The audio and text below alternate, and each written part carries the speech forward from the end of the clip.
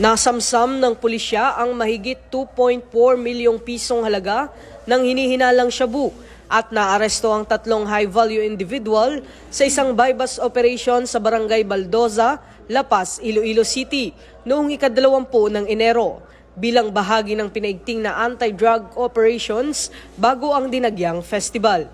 Ayon sa Iloilo City Police Office, umabot sa humigit kumulang 360 grams ng hinihinalang shabu ang na-recover mula sa mga sospek.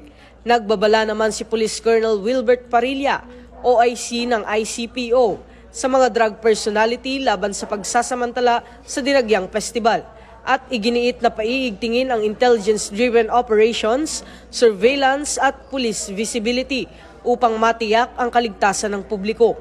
Sa hiwalay na operasyon noong ika-19 ng Enero, 3 pang high-value individual ang naaresto at 646,000 halaga ng hinihinalang shabu ang nasamsam sa isa pang buy-bust operation sa Barangay Nabitasan, La Paz, Iloilo.